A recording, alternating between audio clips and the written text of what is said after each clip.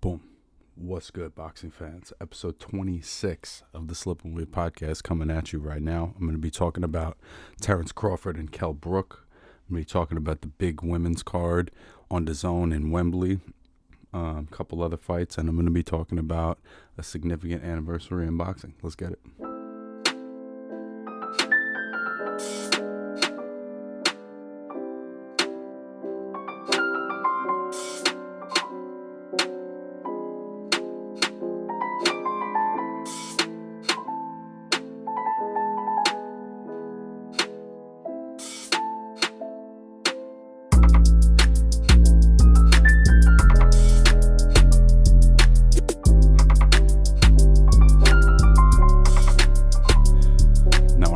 Significant anniversary. It's significant to me, right? So last week I did the episode and I realized that what had passed last week was the 13-year anniversary of the fight between Sugar Shane Mosley and Miguel Cotto at Madison Square Garden. And it was a big fight, and in the context of the time, they were both, very relevant fighters. But I was at the fight, and that was 13 years ago, last week, and it was one of the first fights I'd ever been to. I think it maybe was the second fight I ever went to. And I just remember the atmosphere being unlike any sporting event I'd ever been to. There were people dressed cooler than anybody I'd ever seen in my entire life. I saw so many brightly colored suits and dudes that just looked like pimps and just looked fucking cool as shit. Everybody was super friendly. Like, if you ever been to a fight, like, whoever you're sitting around, that's your friends for the day. Like, that's just who you're talking to. And that's one of the best things about going to the fight. So my experience of that fight was that, the energy in the Garden was electric. It really was. There was a lot of anticipation. If you've ever been to a Miguel Cotto fight in New York City, you know that the New Yorican fan base is very loyal and very proud and very exciting to watch a fight with, to be honest with you. And there, I don't know, it was a really special event. It was a great fight. It was a very close fight. I remember I actually looked this up and it was true. I thought maybe I made it up in my head as like a 14-year-old at the time. But they landed the same number of punches in the fight, actually. And ultimately, those two guys wound up being two of the greats of all time, of course. They probably already were by the time they fought each other. But anyways, it was a great fight. And I just wanted to, pay a little homage to that night because for me personally as a boxing fan, I had already been a fan for a long time. But going to that fight and being in that atmosphere and seeing the energy and the style and the swag that boxing can bring, if I wasn't sucked in already, man, I was fully sucked in at that point. So, that was fucking cool. That was a great event. There was a lot of fucking great fights this last weekend. For starters, there was a tremendous card on DAZN that featured three really high-level championship women's fights. The first being Rachel Ball winning a unanimous decision over Jorgelina Guanini. And this was a very, very interesting style matchup because you had one girl was very tall, very long, very fast twitch, fast hands. And then in Rachel Ball, and then in Guanini, what you had was a kind of stockier fighter with really slick defensive moves that kind of like to stay on the outside, and capitalize on a mistake and get a burst off, And this was at, I believe, Super Bantam, so they would have been 122 pounds, but the size difference was pretty substantial. Ball was just like maybe 6 inches taller, it seemed like. But early in the fight, at least, Guanini was able to stay on the back foot and be very, very elusive, very tricky to hit clean in the face. So, she was moving her head. She was, kind of making Ball pay a lot, and a lot of times Ball would be throwing these straight long punches but doing it from a little too close, and Guanini would be having these big looping punches around her guard, and she'd be catching her. And mostly she would do it while Ball was punching. So Ball would get off a combination and she would sort of slip, pop, do something wide, but kind of, it wouldn't be fast, but it would be timed well. Like kind of how Maidana, would throw a big looping shot, but the timing on it would be so that it landed in a way that you didn't necessarily expect. And then ultimately over time, it seemed like Ball's activity just stayed persistent. And the combination of the pressure and the height and the hand speed started to get to Guanini maybe in like the 4th or 5th round. And she started landing good hard combinations and getting her on the ropes and finding little spots to really pin her down and get her shots off. And I think clearly took over the second half of the fight and wound up winning a unanimous decision.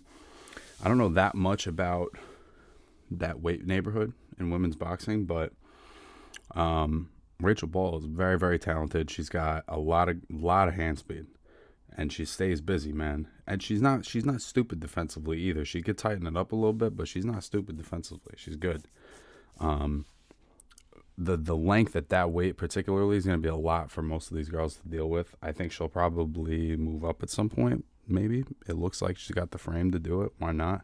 There's bigger fights probably for her at featherweight with people, there's like Amanda Serrano and Heather Hardy. So, good win for Rachel Ball.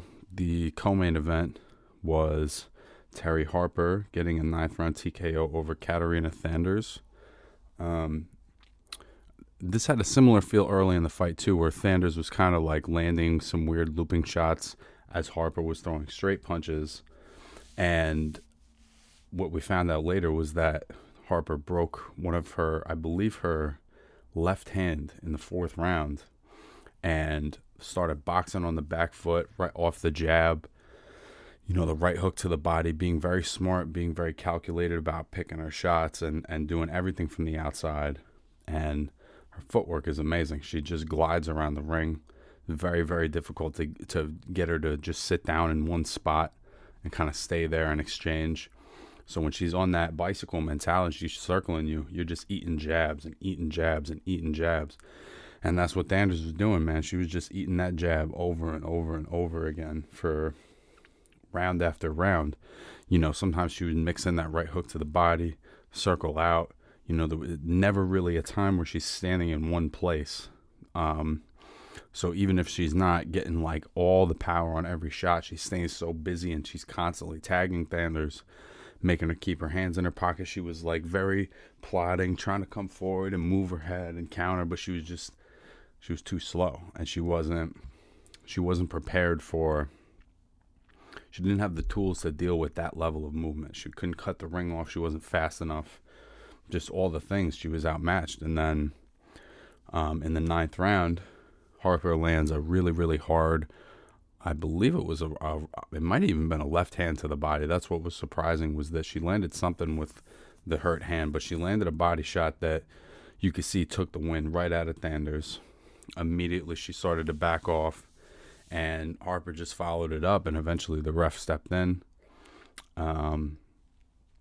This was a very, very impressive win for Harper. Every time I've seen her, it seems like she adds something new. Even the Jonas fight, where she was obviously just in with somebody who really knew what they were doing, it felt like she's only going to learn and improve from that kind of a fight where you're in with somebody that's matching your IQ. And I think that, hopefully she can fight Michaela Mayer next. That would be ideal. I think that's a great fight at 130. Mayer just fought as well. So let's see if Bob Arum and Eddie Hearn can get that fight together as soon as possible, and have, maybe an undisputed champion at 130 pounds, sometime in 2021, which would be cool as fuck.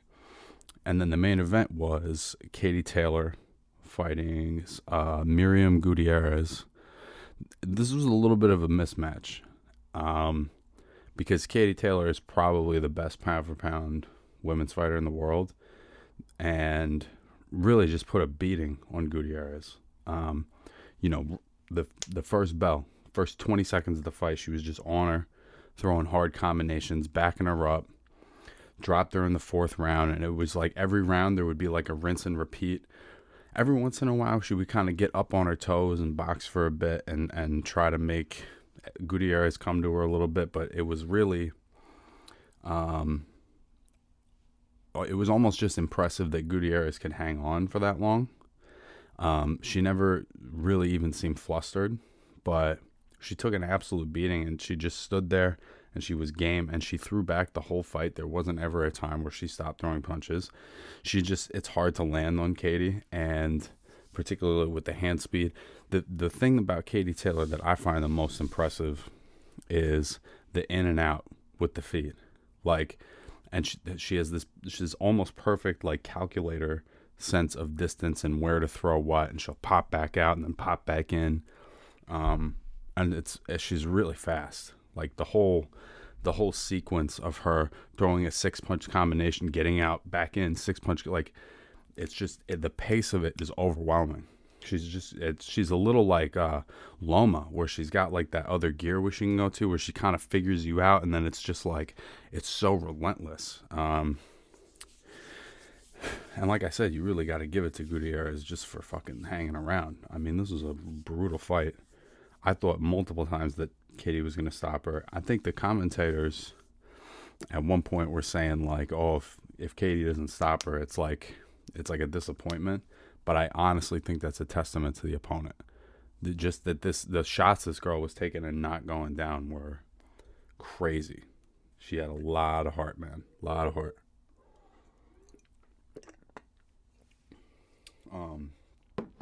So for Katie, I mean, what's next for Katie? I think ultimately what makes sense is her and Terry Harper. You know, especially with women's boxing, where sometimes there isn't as much competition, there isn't as big of a pool. You know, you have to be a little more flexible about the weight. I think putting them on the same card had to be strategic on some level to just check the temperature, like put them next to each other, see how it goes, see if they both win, see if people like seeing them on the same night, you know, maybe see if there's a mutual audience or whatever. So I think it seems like it's pretty obvious to me that that's in both of their future at some point. I don't know exactly when, but hopefully Taylor Harper.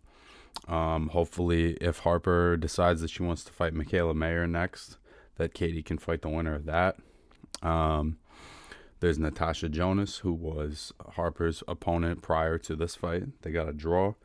I think her boxing IQ is really high, and she'd be a very, very credible opponent for Katie. You know, you got Amanda Serrano. I know they've been trying to make that fight for a little bit. I'm not sure what's holding that up. You got fucking the winner of McCaskill and Cecilia Brækhus, the rematch. So there's a lot of options out there for Katie. And at the end of the day, they're all going to want to, or at least it heads out should be, they're all going to want to fight her, because she's the star now of women's boxing. I would say that's my opinion. Obviously, there's other great fighters as well, but I think she's kind of the top dog right now. So that was the DAZN card. I thought it was really well done. It was great for women's boxing. It was great for boxing as a whole. Just having, you know, two fighters of that level on the same card. So I really enjoyed it. That same night, there was the big fight between Terrence Crawford and Kell Brook. But before that, there was the rematch between Joshua Franco and Andrew Maloney, which for anybody who saw that was like as frustrating as it gets. If you did not watch, basically what happened was at the end of the first round, Franco's eye was very puffy. Not just like he took a shot. It was like closing rapidly. It looked really bad. He wasn't really able to see.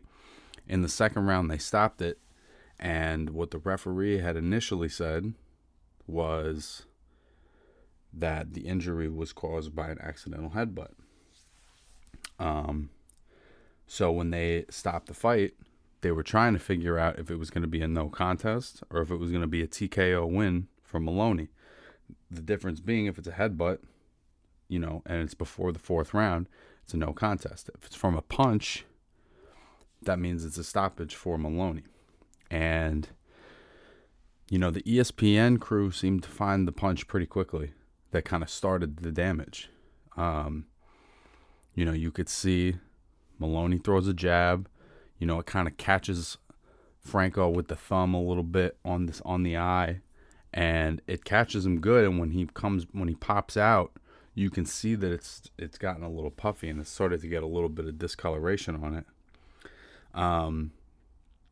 And I think this whole thing took a half an hour of them watching replay, asking ESPN for their footage, watching the first round, watching this part of the first round. And meanwhile, you got both of the fighters like standing in the ring waiting for this thing.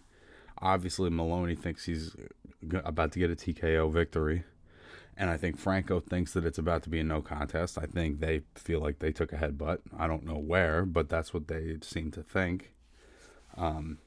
And ultimately, they wound up saying that this fight was a no contest because of an accidental headbutt.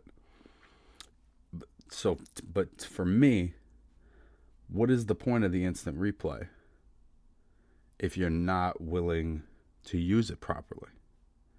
Like if it's only reinforcing the wrong decision, it's not helping. Now, the thing is, in any other jurisdiction, I guess you could call it, that would have immediately been ruled a no contest because there's no instant replay. But because there's instant replay, there's a genuine check on human error for the referee. Because maybe he saw a headbutt, or maybe he thought he saw a headbutt, or maybe he thought he saw them come together or something.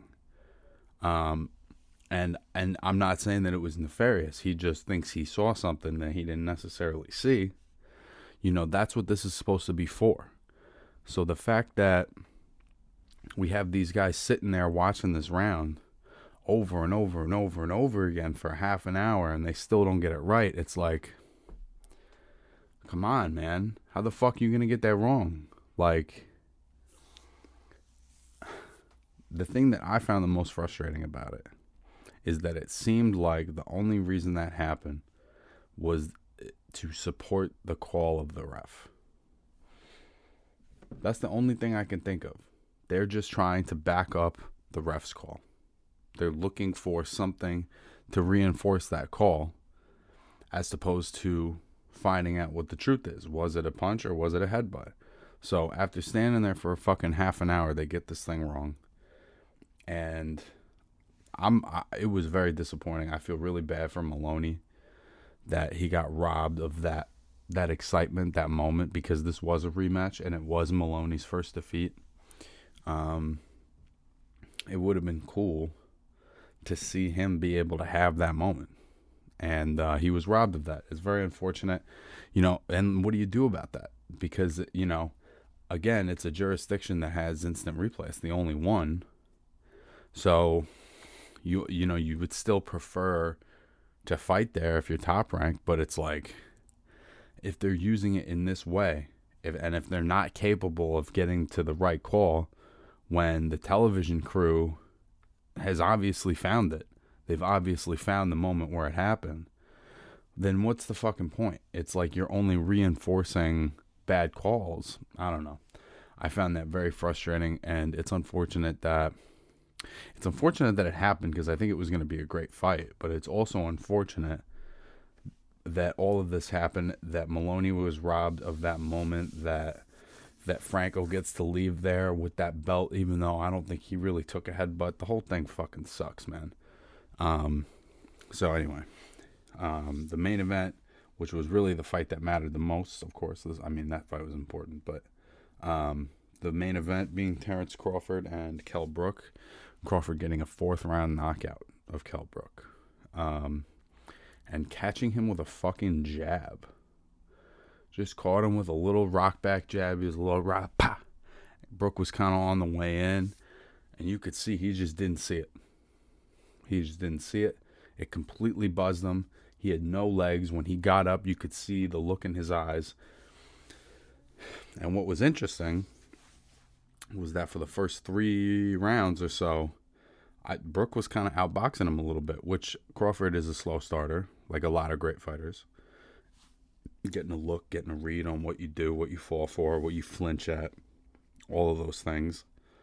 But Brook was, I thought, presenting an elusive, confident, fast, assertive opponent. You know what I mean? He was throwing a nice jab. They would have these little jab wars where he would jab and then Crawford would counter jab and he would counter the counter. And Brook was beating him in that little jab war. And it kind of just seemed like they were just warming up a little bit. That's what was so jarring about it. Was that Brook seemed maybe even a little more comfortable than Crawford. But that's the thing about Crawford, is that, and I said this last week during the prediction, he's always got another gear. He's always got another gear. And now you see it against this level of opponent. It only further authenticates it. You know, because this guy, Kell Brook, I think he's a tremendous fighter. He's got a lot of skills. He's got a lot of different things he can go to, man. He's got a great jab. He's got great feet. He's got really good speed.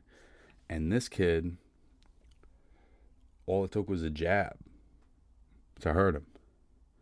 The guy went 11 rounds with Errol Spence, went 12 rounds with Sean Porter. The jab from Terrence Crawford is what takes him out. You know what I mean? I think it speaks to Crawford's power, his versatility, his explosiveness, and just overall the quality of fighter that he is. I think that doing that to that opponent, it doesn't get much better than that to me. You know, I really do think Kell Brook is a really tough opponent for anybody at welterweight and honestly at junior middleweight. He's a big guy. But to me, in my mind, I never had questions about Crawford's skill, but seeing it against this quality opponent, for me, seals the deal. Like, he's everything they say he is and more, to be honest. I think that you look at how abrupt the ending of this fight was. Dude, there's nobody touching this guy. I'm telling you, there's nobody touching this guy. He's too smart. He's got too many gears. No matter what you do, he's got one more level he can go up. Here, physically, the whole thing, man. He's always got one more gear he can take it up to. And it's not his fault that he can't get all these PBC guys to see that they have to fight him. Because they do have to fight him. He's the best. He is undefeated. He has got a belt. He's often spoke about as the number one pound-for-pound fighter. So ultimately, if any of these PBC guys want to be the best, they're going to have to fight him. Now, I don't know if they're just going to round robin with each other until there's one more man standing, and that's going to be the guy that they put in with Crawford. You know, I don't know what the strategy is on that front. I don't really understand why they won't fight him. I mean, I understand that they probably feel like they're going to get beat, or but none of them are scared. None of the fighters are scared. It's the management.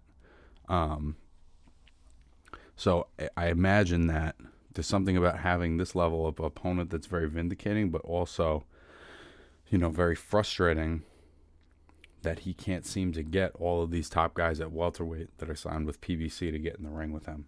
So I just made a little shorthand list of guys that I really want to see him fight, and a bunch of them are obvious and maybe some of them aren't. The first one is obviously Errol Spence, right? Now, he's got a big fight with Danny Garcia coming up. That's not an easy fight at all.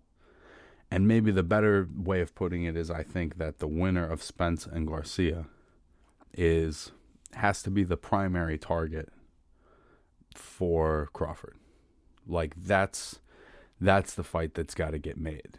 He has to fight the other top welterweight. Let's just assume that Errol wins, right? That's not a good thing to assume, but let's assume Errol wins. Errol coming off a win against Danny, Terrence coming off a win against Kell Brook. It's hard to. When are you going to get a better time to put this fight together? Crawford's 33. I think he's got a lot of years left in the tank. To be honest with you, I think he's probably got more than Spence, just because of how little punishment he takes. So, Errol Spence, I think would be my first choice. The second choice that obviously is, I think is obvious, is Manny Pacquiao. And, Aram said they were close to putting that fight together. That's a fight promotionally that's made sense for years, since they've both been signed with Top Rank. You could see from Manny's side why they wouldn't want that fight, because of just that this guy's, what it appears is that this guy's on a completely different level from everybody else. That's what it appears. They know that because they have that guy who used to be that guy that was on a different level from everybody else. They know what that looks like. But I don't think Manny's scared, and I think that Manny would give Terrence a great fight. He's got a whole different set of shit that he brings to the table that Terrence has never seen before, and experience that Terrence has never seen before. So Manny Pacquiao would be my second choice. My third choice would be Josh Taylor. Partly because I think it's a fight that could get made, because you're not dealing with the PBC, you're dealing with the Zone, and you're dealing with Matchroom. Or no, you're not. You're dealing with ESPN, because he just fought the Thai kid on ESPN Plus. Taylor's a very tall, rangy junior welterweight. I think that would fill out into welterweight very nicely. I think that he's got a level of boxing IQ that would make that matchup very interesting, and the height and the jab and the foot movement, the versatility of shit that he can do. I think that that's a much more interesting fight than people think. Maybe he's going to fight Ramirez first, but if that's a fight that can get put together quickly, fuck the Ramirez fight. Like, that's the fight. I think Josh Taylor and Terrence Crawford is a great fight. And whoever can put that fight together should. That's my opinion, because I think it would benefit both of their careers greatly. My fourth choice is a little different also. I think Jermell Charlo. I think that Terrence would have a much easier time getting guys at 154 to fight him, because I don't think they'll see him as a power punching threat. I don't think they'll see him as a knockout threat. And I think they will think that they would be able to use their size. And particularly Charlo being so confident, so brash, being such a hard hitter, coming off that great win against Rosario with the jab to the body. I think Jermell Charlo and Terrence Crawford is a very interesting fight.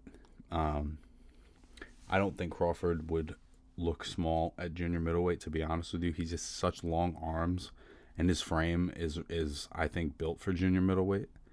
I think he'd maybe even unlock one more level. I think he would still knock guys out at junior middleweight, honestly, just because his timing is so crisp. And then my fifth choice would be Arislandi Lara. Again, same argument for having a junior middleweight, but from the other side, Lara being a very smart, calculated, technical fighter, very good chess player. I think it would be really interesting to see Crawford play chess at that level with somebody that size, who's done it against Canelo and Paul Williams and all these other top guys that Lara has fought, Jarrett Hurd. Lara is maybe one of the smartest guys at 154, if not in boxing. And again, I just think that Crawford's going to have an easier time getting bigger guys to fight him. They're going to see it as less of a threat than somebody like Manny Pacquiao, who's 5'6" and has come up throughout his whole career from 108 pounds. That's I think it's a harder sell to Pacquiao than it is to Charlo or Lara. And just for shits, I did a 6-man. And my 6-man on that would be Keith Thurman. I would love to see Terrence and Keith Thurman fight. I think Keith, with the injuries and Keith's just been too inactive. I think he's a very talented guy, that just has not been active enough, really, since he's been at championship level, in the last 6 years or whatever. How many times has he fought? 4 or 5 times? It's just like, he's not active enough, but I think that he's a tough out for anybody. Wins over Porter and Danny Garcia. He's one of the very, very best at welterweight. And just because he lost to Manny Pacquiao, that doesn't make you less of a fighter because you lose to Manny Pacquiao. So that fight to me is as relevant as it ever been, because Keith gave Pacquiao a great fight. Keith's been off for over a year and has had a lot of rest. His body's probably well rested. I think any of those opponents that they can get, along with any other top guy at junior middleweight or at welterweight with the PBC, I think those are the level of fights that he has to take. He can't accept anything less than that anymore. He's a 33-year-old fighter who's proven it over and over and over and over and over. And I think the PBC welterweights, particularly after Danny and Errol get it on, they've run out of places to run, and they have to fight him. Point blank, period. And that's all I'm going to say about it.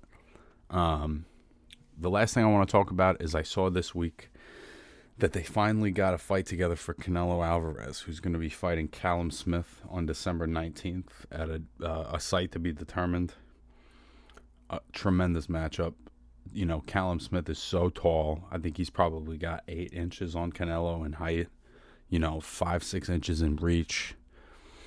Very, very lanky guy with really great boxing skills. A lot of good foot movement. And, of course, Canelo is sort of one of the other guys that's called the pound-for-pound king. I have him number 1 on my pound-for-pound list. This is a great matchup. Of course, when we get closer to the fight, I'll do a more in-depth prediction, but I think this is a really interesting clash of styles and body types and strategies. It's going to be interesting to see how Smith reacts, because Canelo's sort of a better version of John Ryder, and it seemed like Smith had kind of a problem with John Ryder, but it's also going to be interesting to see how Canelo deals with that kind of length and that kind of height and athleticism. So Smith's got the whole package. Obviously, Canelo is who he is, and I think that's going to be a great fight. I'm very excited for that one. I doubt there's going to be fans. Maybe there'll be a couple, but I think, with DAZN, they're keeping it real tight. He's out of his Golden Boy contract, and he's out of his DAZN contract, so I'm guessing, this is just a one-fight deal. And, yeah, I'm looking forward to that one. I think that's a very, very interesting fight, and it's great that, that's the fight that Canelo's going to take right out of the gate against somebody who's very high risk and not that high reward. So, you look at the level of risk and the money, this is a very admirable opponent to take, I would say, for Canelo. So, yeah, that's it, guys. That's episode 26 of the Slip and Weave podcast. Thanks for watching again, as always, and I appreciate you guys, and I'll see you next week. Peace.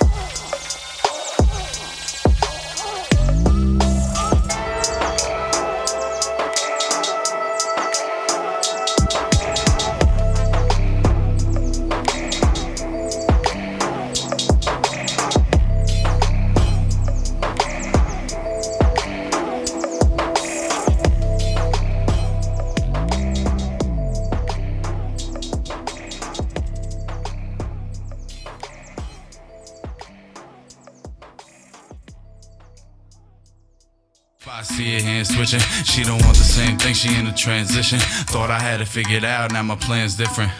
She lick a top lip, then she bit the bottom.